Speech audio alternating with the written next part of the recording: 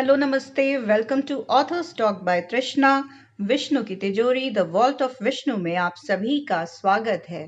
चलिए आइए सुनते हैं एपिसोड 91 से 95।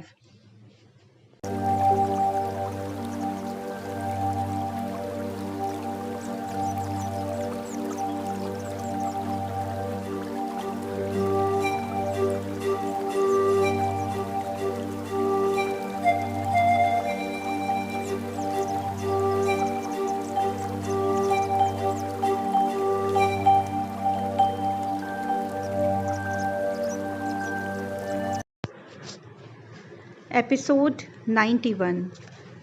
जब पाम अस्पताल में मार्क से मिलने गई तो उसे आईसीयू से एक निजी कमरे में शिफ्ट कर दिया गया था।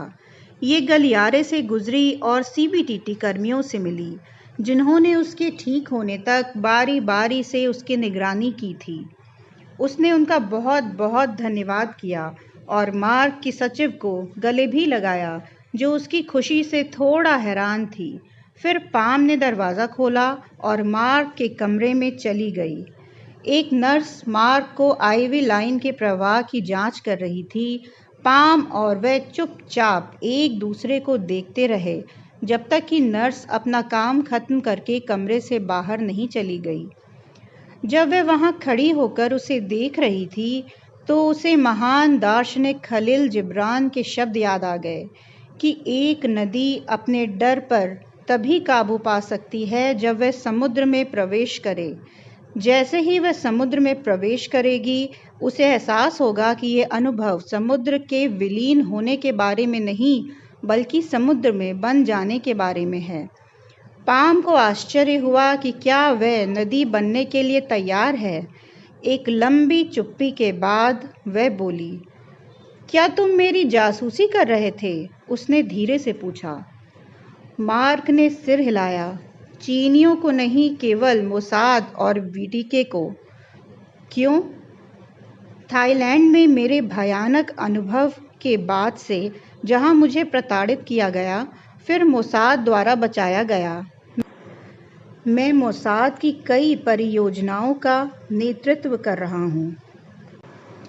इजराइल के चीन के साथ मजबूत सैन्य संबंध हैं, लेकिन वे भारत से भावनात्मक रूप से जुड़े हुए हैं क्योंकि दोनों लोकतंत्र हैं जो इस्लामी कट्टरपंथ से लड़ रहे हैं। मेरा एक उद्देश्य भारत चीन शक्ति संतुलन को भारत के पक्ष में मोड़ना रहा है। मुझे राव को बाहर निकालने के लिए आपकी ज़रूरत थी। समानांतर में मुझे ये सुनिश्चित करने की ज़रूरत थी कि आपकी खोज चीनियों तक ना पहुँचे। मैं जया की वजह से असफल रहा, लेकिन मार्क ने कहा, चीनियों के पास पिशीनो नहीं है। इसके अलावा हमने ये सुनिश्चित किया है कि एरकिन चोंग और उसकी माँ उनके चुंगल से बाहर हैं। हम भी झो को भी बाहर निकालने में कामयाब रहे हैं और उसने हमें आश्वासन दिया है कि अंकोर में कोई औषधि नहीं मिली। तुमने मेरा भरोसा तोड़ दिया मार्क, पाम ने कहा। उसने उसकी आंखों में उदासी देखी। और ऐसा कैसे हो सकता है कि तुम्हें इस मामले में हो रही नवीनतम घटनाओं के बारे में पता है? मैं भी तुम्हें बचाने की कोशिश कर रहा था पाम। तुम इतनी घमंडी हो कि किसी की मदद स्वीकार नहीं कर सकती। तुम्हें छुपकर बचाना आसान था। मुझे तुम्हारा एहसान नहीं चाहिए, उसने तुरंत जवाब दिया। सिर्फ मार्क ही था जो उसे इस तरह प्रभावित कर सकता था। तुम क्या सोचते हो कि मैं तुम्हारा कोई एहसानमंद हूँ? नहीं, वीटीके के पास मेरे द्वारा आप पर नज़र रखने के पीछे कोई कारण रहा होगा। जब आपने अचानक मुझे अपनी जांच में सहायता के लिए बुलाया तो मैंने आपको सुरक्षा कवच के नीचे रखने का बीड़ा उठाया। कई बार आपको लगा कि आप पर नज़र रखी जा रही है। आप पर नज़र रखी जा रही थी, सिर्फ ठाकुर और जया के गुंडों द्वारा ही नहीं, बल्कि मेरे गुर्गों द्वारा भी। इससे क्या मदद मिली? देव को जया ने मारा था। राव और अनु का अपहरण करने वाले गुंडे जया के आदमी थे। ट्रक विस्फोट में मरने वाले गुंडे को उसके मालिक जया ने ही मारा था। लेकिन तुम सुरक्षित हो, ये बात तो मायने रखती होगी ना। देव मर गया? उसका एक हिस्सा उसकी मौत के लिए खुद को जिम्मेदार मानता था। गहरी सोच में डूबी वह जाने के लिए खड़ी हुई। मैं तुमसे प्यार करता हूँ पाम, मार्क ने कमजोरी से कहा जब वह दरवाजे की ओर चली गई। वह रुक गई। उसका हर एक अंग वापस लौटना चाहता था और जीवन भर उससे प्यार करना चाहता था। मैं भी तुमसे प्यार करती हूँ मार्क, उसने कहा और दरवाज़ा खोलकर बाहर चली गई। बस मुझे यकीन नहीं है कि मैं तुम पर भरोसा कर सकती हूँ। एपिसोड 92।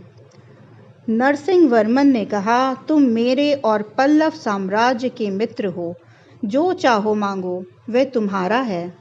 हे राजन, मेरी केवल 2 ही विनती हैं, मैंने उनके सामने खड़े होकर कहा। एक, आपकी विजय मानव वर्मा के सहयोग से संभव हुई है। कृपया उसे अपना राज्य वापस जीतने में सहायता करें। नरसिंह वर्मन ने कहा, ऐसा अवश्य होगा। बाद में मुझे पता चला कि उसने सिंघल पर 2 हमले किए। दूसरा हमला मानवर्मन को पुनः राजा बनाने में सफल रहा। राजा ने पूछा, और हे बुद्धिमान, तुम्हारी दूसरी प्रार्थना क्या है? मेरे सम्राट ताइजोंग उत्तर से बर्बर तुर्कों से हमलों को पीछे हटाने के लिए अपनी ऊर्जा समर्पित कर रहे हैं, लेकिन हमें आपकी मदद की ज़रूरत है। कैसे?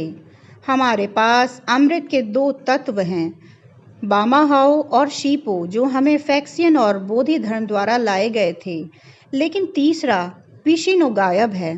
मैंने समझाया, यदि आप मेरे साथ तीसरे तत्व का एक कलश साझा करेंगे तो ये सम्राट को राज्य को स्थिर करने में मदद कर सकता है।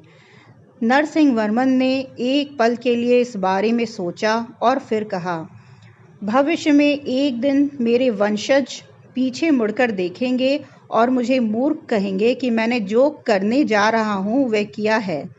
लेकिन नरसिंह वर्मन और ताइजोंग के बीच संबंध सहयोग और मित्रता का होना चाहिए, न कि शत्रुता और अविश्वास का।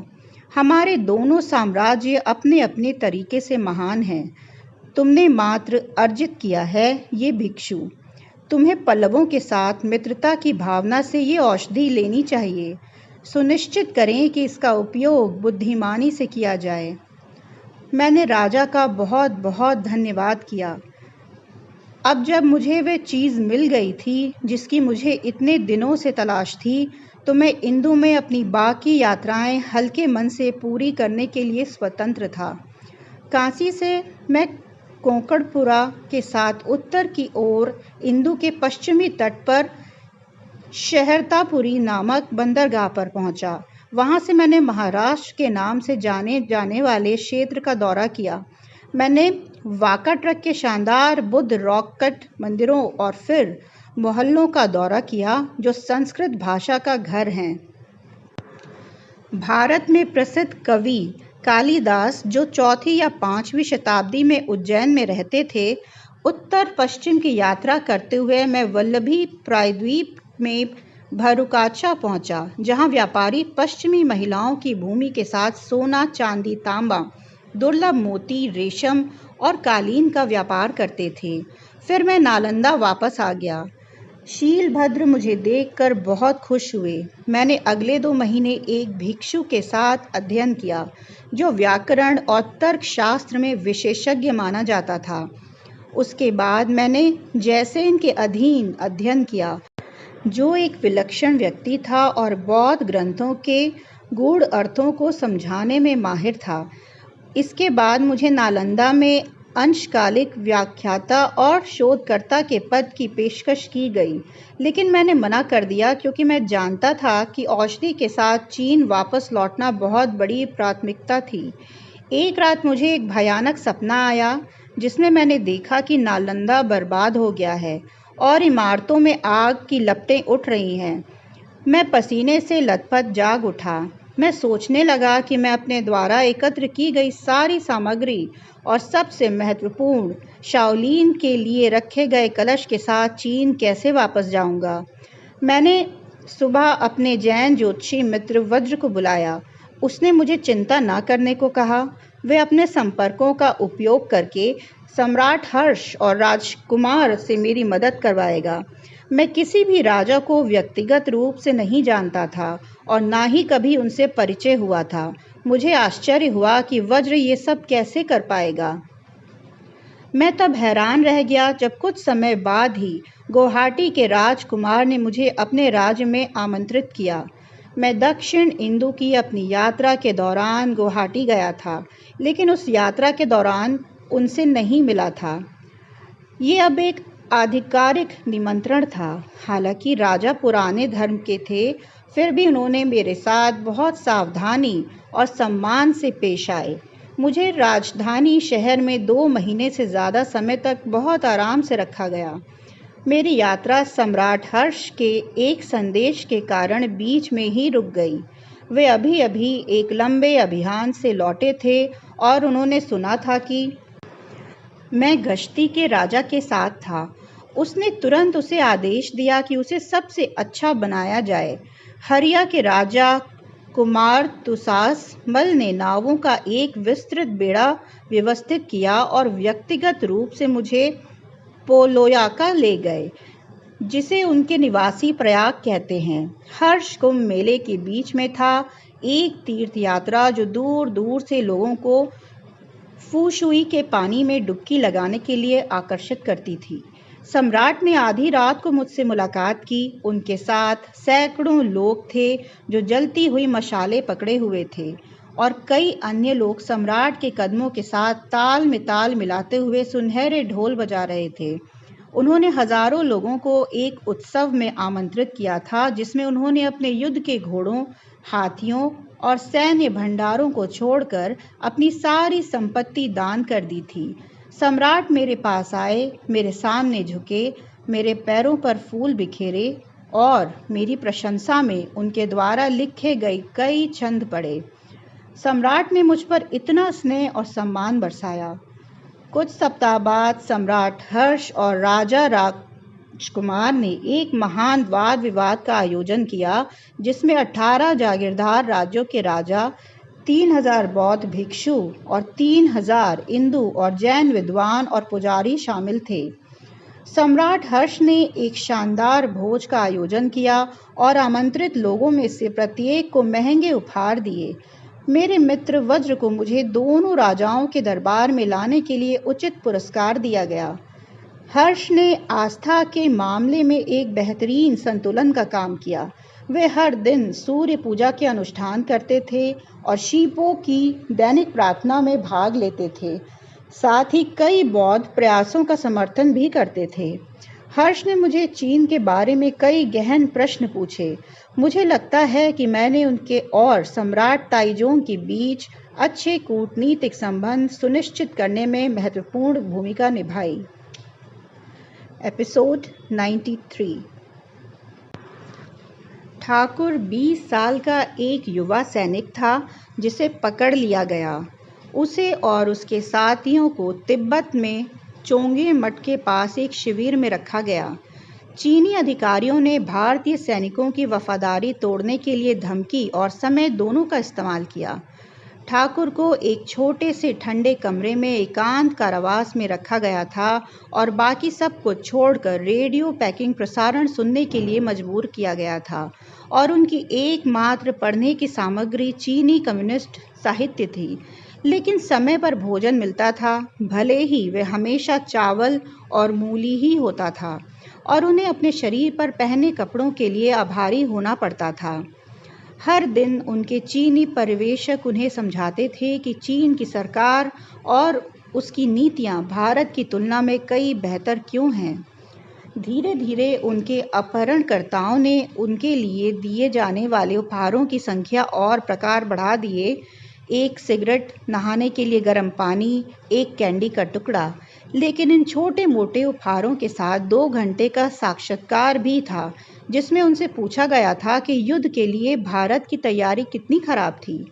भारतीय सैनिक 15,000 फीट की ऊंचाई पर जिम शूज पहने हुए थे। उनके पास तोपखाना, गोला बारूद, उपकरण और भोजन खत्म हो गया था। प्रधानमंत्री नेहरू ने बिना कोई स्पष्टीकरण दिए भारतीय वायुसेना का इस्तेमाल करने से इनकार कर दिया था। भारतीय सशस्त्र बलों के वरिष्ठ कमांडरों के बीच समीकरण खराब थे और इससे तुच्छ राजनीति को बढ़ावा मिला, जबकि ध्यान युद्ध जीतने पर होना चाहिए था। नेहरू ने बार बार चेतावनियों को नज़रअंदाज किया और एक ऐसे प्रतिध्वनि कक्ष में रहे जिसने उन्हें ये विश्वास दिलाया कि भारत और चीन भाई हैं, दुश्मन नहीं। धीरे धीरे ठाकुर ने चीज़ों को उस युवा और भोले सैनिक से अलग तरीके से देखना शुरू कर दिया था, जिसके एक अजय युद्ध लड़ने के लिए भेजा गया था। हर दिन उसके अपहरणकर्ता उसे साम्यवादी चीन और मनुष्य की महिमा के बारे में बताते थे। 1963 में जब वह रिहा हुआ, तब तक ठाकुर चीनी कारणों से सहानुभूति रखने लगा था। भारत चीन संबंधों पर उसके विचारों में भी बदलाव आया। उनका मानना था कि भारत और चीन के बीच संबंधों में सुधार हुआ है। सरकार ने चीन के साथ सीमा मुद्दे को ठीक से नहीं संभाला था और उनका मानना था कि यदि भारत ने इस मुद्दे को बेहतर ढंग से संभाला होता तो चीन कभी भी भारत के साथ युद्ध नहीं करता।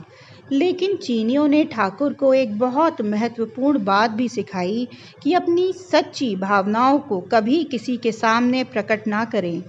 वहाँ उनके एक गुरु अक्सर उन्हें याद दिलाते थे, जो आदमी अपनी पत्नी से प्यार करने के बारे में बड़बड़ाता है, वह आम तौर पर अपनी मालकिन से ज़्यादा प्यार करता है, और जो समलैंगिकता के खिलाफ लड़ता है, वह अपने गुप्त पुरुष प्रेमी के साथ ऐसा कभी नहीं करेगा। अगर उसके इरादे संदिग्ध हैं तो ठाकुर उनके लिए कोई मायने नहीं रखेगा।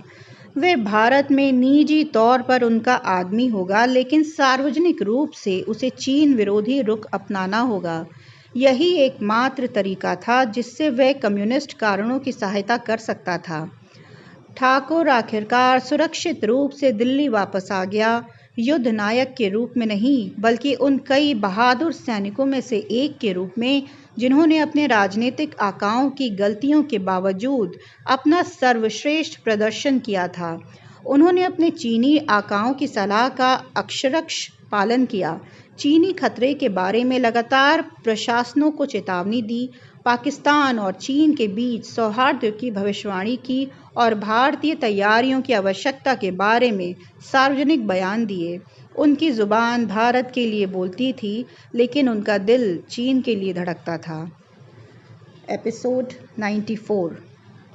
लोधी गार्डन में सुबह की सैर के दौरान जया गुनगुनाती थी, ये एक ऐसी रस्म थी जो कभी नहीं बदलती थी। अगर वह यात्रा कर रही होती तो स्थान बदल जाता, लेकिन उसकी सुबह की दिनचर्या नहीं बदलती। दिन की भागदौड़ शुरू होने से पहले ये उसके लिए एकांत का समय होता था।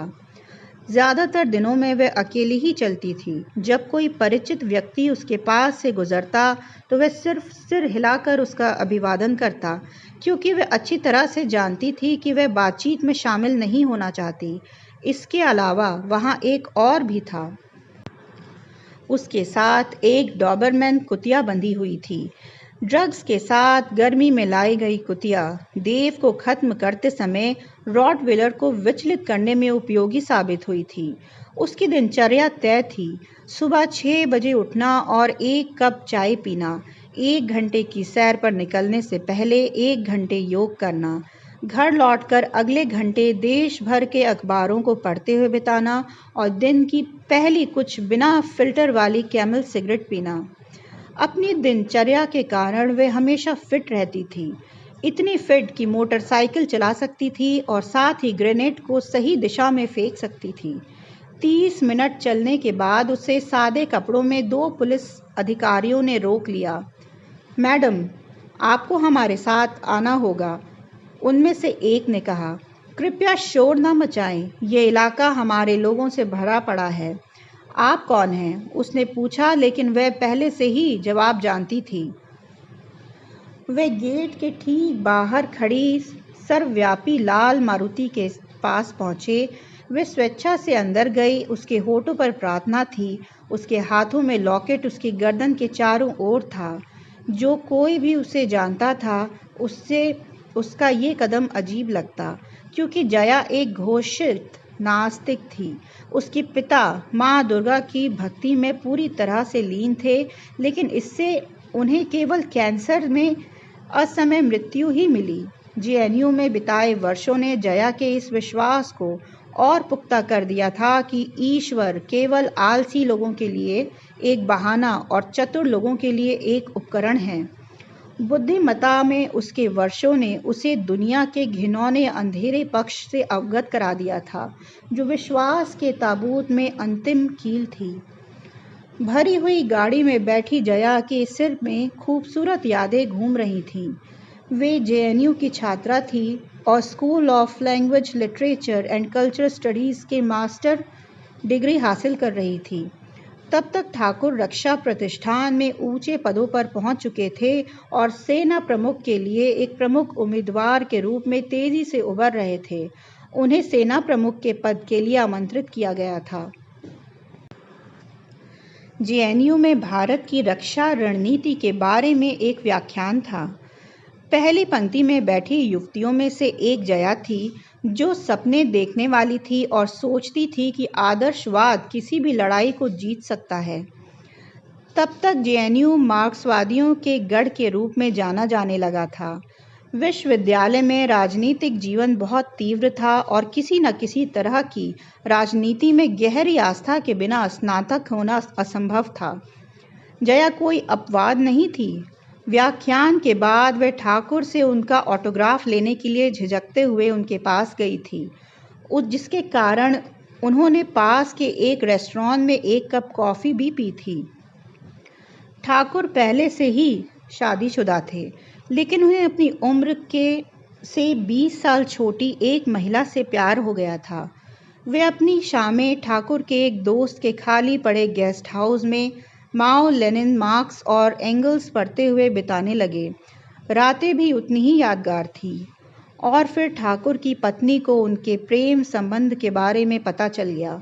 उसने सार्वजनिक रूप से ये बात कहने की धमकी दी और इस तरह सरकार में उसके किसी भी कैरियर की संभावनाओं को नष्ट कर दिया। ठाकुर ने बीजिंग में अपने दोस्तों को चुपके से इसकी जानकारी दी थी। चमत्कारिक रूप से ठाकुर की पत्नी अगले दिन एक सड़क दुर्घटना में मर गई। जया अंतिम संस्कार में शामिल हुई, रोते हुए और ठाकुर को सांत्वना देते हुए।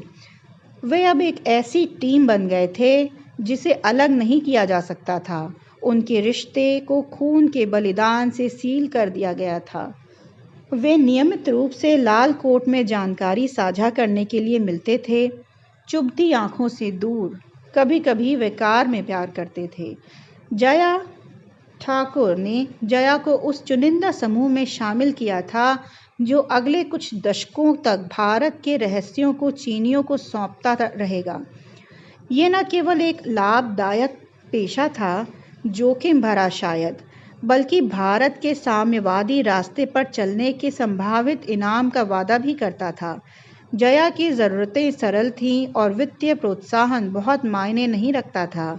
यह आदर्शवाद ही था जो हमेशा उसका मार्गदर्शन प्रकाश बना रहा।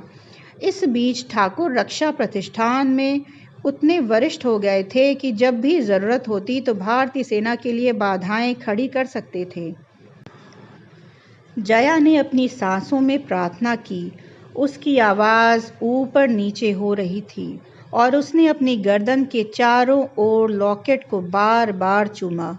अचानक उसने लॉकेट को काट दिया, जो पतली धातु की चादरों के बीच एक सील बंद कांच की शीशी थी। शीशी ने उसके मुंह में पोटेशियम साइनाइड का गाढ़ा घोल छोड़ा। जब तक अधिकारी उसे अस्पताल ले जाने में कामयाब हुए, तब तक वह मर चुकी थी। क्रांति अमर रहे। एपिसोड 95। उस सुबह बुजांग देर तक सोता रहा। पाकिस्तान के दौरे पर आए सेना प्रमुख के सम्मान में उसके द्वारा आयोजित आधिकारिक स्वागत समारोह देर तक चलता था। बुजांग जानता था कि पाकिस्तान अपने आप में महत्वहीन है। ये तभी महत्वपूर्ण होगा जब ये एक संक्रमण बन जाए जो फैलकर भारत को मार डाले। उन्हें इस बात की जानकारी नहीं थी कि सुबह के शुरुआती घंटों में झोंगनांग नहाई एक गुप्त बैठक हुई थी, जिसमें राष्ट्रपति, प्रधानमंत्री और राज्य परिषद के प्रमुख सदस्य शामिल थे। राष्ट्रपति के एक सहयोगी ने हेनान के डैंगफेंग काउंटी के अस्पताल के विशेष वार्ड की तस्वीरें साझा की थीं। वे स्टील के फ्रेम वाले बिस्तरों की पंक्तियों की निराशाजनक तस्वीरें थीं, जिन पर धारीदार अस्पताल के गाउन पहने कमज़ोर बूढ़े लोग थे। वे ऐसे लग रहे थे जैसे वे मरने का इंतज़ार कर रहे हों। अस्पताल के गुप्त वार्ड में सेंध लगाने और डॉक्टरों के पेन में कैमरे लगाने से तस्वीरें लेने के लिए बहुत ही नाजुक ऑपरेशन करना पड़ा था। भुजांग ने उस स्थान पर उत्साहपूर्वक नियंत्रण किया था, और अगर कभी उसकी गतिविधियों का पता चल जाता तो डॉक्टर की हत्या कर दी जाती। सहायक ने बीजिंग स्थित शोध प्रयोगशाला से वीडियो फुटेज चलाया। शोध केंद्र में बड़े आकार के बोल्टों ने गतिविधियों को रिकॉर्ड करने और दस्तावेजीकरण करने का अपना काम पूरा कर लिया था। फुटेज में एक रोबोट को अचानक अपना काम बंद करते हुए और पागल होते हुए दिखाया गया, जैसे कि वह गुस्से में हो। कॉन्फ्रेंस रूम में मौजूद लोगों ने देखा कि कैसे उसने दीवार पर मुट्ठियां पटकी और इलेक्ट्रॉनिक दरवाज़ा खोलने की कोशिश की। राष्ट्रपति ने कहा, मैंने उनसे प्रयोग बंद करने को कहा। मैंने उनसे पुनर्शिक्षा शिविरों को बंद करने को भी कहा, लेकिन वे नहीं सुनते। परिणाम सबके सामने हैं। हमारे पास 2000 से ज़्यादा युवा हैं जो भुजांग के वैज्ञानिक टीम द्वारा उन्हें खिलाए गए प्राचीन औषधियों के कारण मौत के कगार पर हैं। हमारे पास शिविरों में लाखों मुसलमान हैं, और हमें बाकी दुनिया को ये समझाना असंभव लग रहा है कि इतने बड़े पैमाने पर हिरासत में रखने का क्या औचित्य हो सकता है। सच कहूँ तो मैं उनके तरीकों से थक गया हूँ। राष्ट्रपति ने मेज़ पर बैठे लोगों की ओर देखा। उनमें 3 भुजांग के वफादार शामिल थे, लेकिन कोई भी उनके पक्ष में नहीं बोला। कल रात उनमें से प्रत्येक को उनकी अपनी खुफिया फाइलें दिखाई गईं। 3 फाइलें जिन्हें राष्ट्रपति के सहायकों ने बड़ी मेहनत से शोध करने के एक साथ रखा था। पहले ने एक निर्माण परियोजना पर लाखों कमाए थे। दूसरे ने अपने लगातार एंसयन सत्रों के दौरान महिलाओं को चोट पहुंचाई थी, और तीसरे की लापरवाही ने एक चीनी अरबपति के प्रति उसकी गलत वफादारी के कारण हजारों लोगों की नौकरी छीन ली थी। तीनों जानते थे कि जीवित रहने की कीमत राष्ट्रपति के साथ उनका भाग्य जोड़ रही थी। जिन्होंने उनकी गलतियों को नज़रअंदाज करने का वादा किया था। राष्ट्रपति के साथ अपनी बैठक में उनमें से प्रत्येक ने रूजवेल्ट की प्रसिद्ध चुटकुला का एक संस्करण सुना था। यदि आप उन्हें अंडकोश से पकड़ते हैं तो उनके दिल और दिमाग में पीछे नहीं हटेंगे। राष्ट्रपति ने आह भरी। चीन और भारत के बीच संबंध निश्चित रूप से जटिल रहे हैं, लेकिन हमें प्राचीन काल से दोनों क्षेत्रों के बीच विचारों के अद्भुत आदान प्रदान को नहीं भूलना चाहिए। फैक्सियन, बौद्ध धर्म और वेन्त्सांग ने दिखाया कि हम एक दूसरे को कितना महत्व दे सकते हैं।